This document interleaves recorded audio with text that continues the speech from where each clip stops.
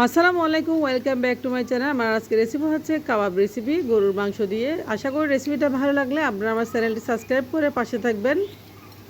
আজকে রেসিপি হচ্ছে কয়েকটা, তো খুব সহজে কীভাবে কাবাব বানানো যায় আমি আজকে সেই রেসিপিটা দেখাবো। এখানে কয়েকটি গরুর মাংস নিয়েছি। আপনারা চাইলে এভাবে গরুর মাংসগুলো একটু ছোটো ছোটো সাইজ করে কেটে নিতে পারেন, কারণ ডালগুলোর জন্য তাড়াতাড়ি সিদ্ধ হয়ে যায়। তো বড় সাইজ না করে ছোটো করে আমি কেটে নিয়েছি। মাংসগুলো এক সাইডে রেখে এখানে ডাল নিয়েছি। ডালগুলো আমি সারা রাত ভিজে দিয়ে রেখেছিলাম। এটা হচ্ছে বুটের ডাল।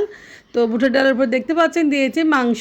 আমি গরুর মাংসগুলো দিয়ে দিয়েছি। এরপর দিয়েছি এখানে কাটা পেঁয়াজ কয়েক টুকরো, আর দিয়েছি কয়েকটা রসুনের কোয়া, আর দিয়েছি এখানে আমি 2টা কাঁচামরিচ দিয়েছি। এখানে আমি তেজপাতা, এলাচ, দারচিনি, লং, গোলমরিচ, তো সবগুলো দিয়ে দিয়েছি। আদা বাটা এখানে 1 টেবিল চামচ আদা বাটা দিয়েছি। এরপর দিয়েছি এখানে 1 টেবিল চামচ মতো আমি লাল মরিচের গুঁড়া, আর দিয়েছি এখানে দেখেন গরম মশলা, আর দিয়েছি এখানে আমি সামান্য পরিমাণে বাসায় থাকলে আপনারা দিতে পারেন কাবাব মশলা, দিয়েছি লবণ, এবং সেই সাথে দিয়েছি আমি এখানে কাবাব মশলা সামান্য পরিমাণে।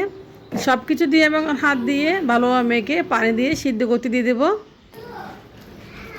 তো সব কিছু দিয়েছি, এখন ভালোভাবে হাত দিয়ে মেখে নিচ্ছি। এরপর যে আমি পর্যাপ্ত পরিমাণে পানি দিয়ে চুলায় বসিয়ে দেবো সিদ্ধ হওয়ার জন্য।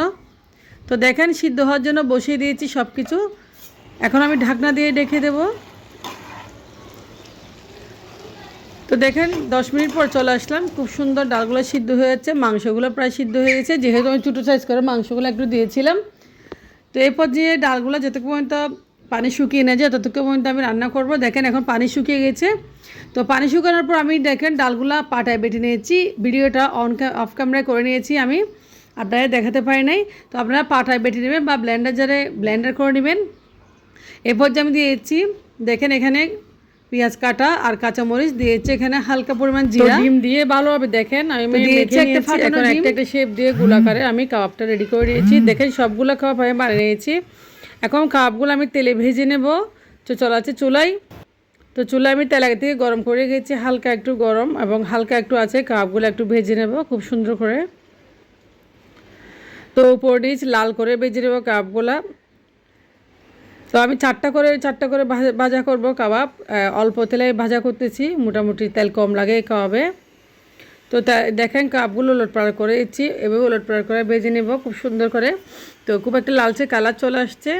তো যারা কাবাব বানাতে পারেন না, একদম সহজ পদ্ধতিতে আজকে কাবাব রেসিপি দেখাইছি।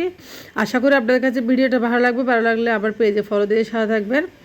তো দেখেন কাবাবগুলো হয়ে গেছে, আমি এখন চুলা থেকে নামিয়ে নিচ্ছি। আমি এখন প্লেটে নিয়ে নেব।